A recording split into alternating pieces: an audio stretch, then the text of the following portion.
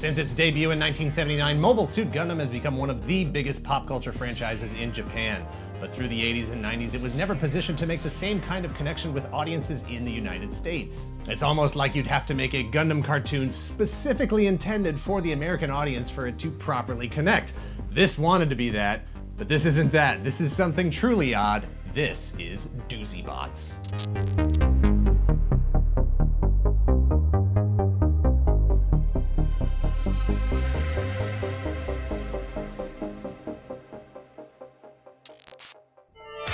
There's a spectacular, new comedy action series coming in the fall of 1991.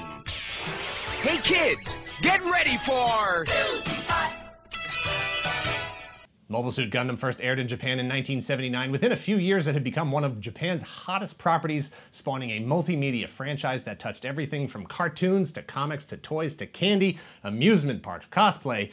In 1985, the first sequel, Mobile Suit Zeta Gundam, hit, and it's been a constant flow of sequels, prequels, and alternate universes ever since. And parodies. Within a few years, Mobile Suit Gundam was being depicted in a cutesy, childlike style known as either super deformed or chibi. Childlike meaning the depiction, not the style that they are rendered in. They look like children, not as though they are drawn by children. At times, the SD version of Gundam outsold the regular version, which was burdened by its most important storytelling element, the thing that separated it from its primary colored super robot predecessors, gritty realism. But the existential horrors of war can be overcome by an adorably fat baby aesthetic. SD Gundam characters didn't have to have pilots or powerful motivating origins. They could be cute for cute's sake and tell stories that allowed the Gundam franchise to reach an even younger audience, since the mainline series was intended for teens and up.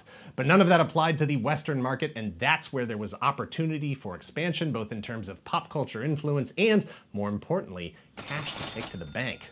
In 1991, Sunrise Studio, who were responsible for so many Japanese robot shows I can't take the time to list them all here, attempted to create a version of Gundam that might actually appeal to the Saturday morning sensibilities of the Western audience and lay the foundation for some merch sales to go with it. Taking cues from Japanese franchises that were already having success in the US, things like Nintendo and more specifically Mega Man, maybe even a dash of Gatchaman G-Force Battle of the Planets, Sunrise created Doozy Bots. Doozy Bots is the story of Professor Doozy, the oddball neighborhood scientist who possesses an immeasurable degree of intellect, which he uses to invent things like the ability to transfer human consciousness into inanimate objects, and no one even bats an eye. He's not trying to sell it, he's not trying to do anything with it. Honestly, he just came up with it to solve his other problem, his other invention, evil sentient robots that reproduce themselves by consuming electrical energy. Maybe we don't leave this guy unsupervised from now on. Professor Doozy, like Dr. Light before him, creates some mischievous robots that get out of hand, causing a ruckus around town. New mecha gremlins spawning all the time via eggs laid by a robo-turducken. He's up to his pits in tiny Zagox and Doms.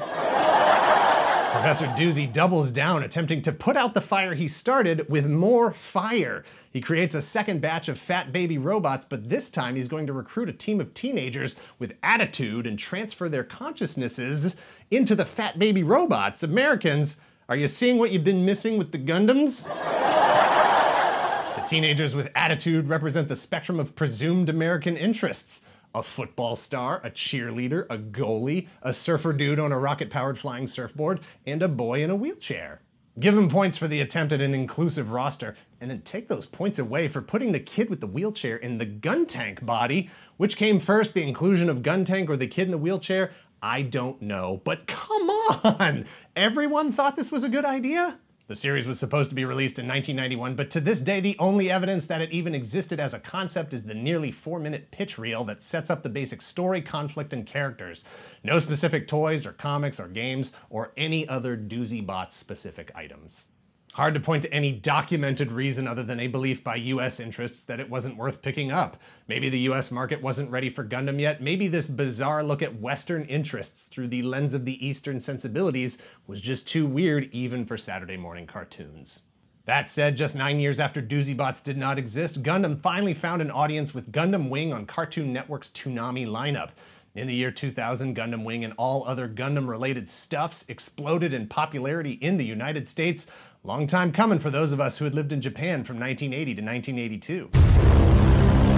And hey, no harm done. Sunrise took a shot, it didn't work out, no big deal. They released like 900 other series in 1991 and the years that followed, several of which would find their way to the US sooner or later in one form or another.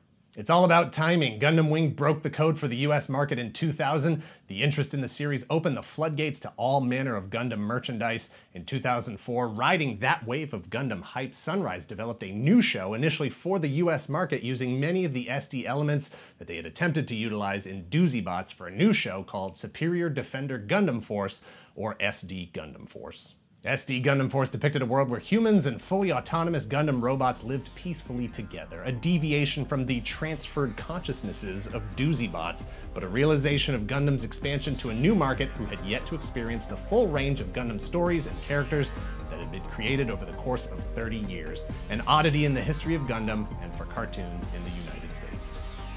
Thanks for watching. Please hit like, hit subscribe if you're not already a subscriber. Thank you very much to those of you who already are. If you're interested in helping the channel grow, please visit our Patreon at patreon.com/toygalaxy.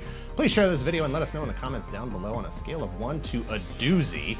How much do you wish this was a real thing that actually got picked up? A lot of lost potential there. Who knows how many other sports kids might have been introduced over time? Cut. Baseball kid? None.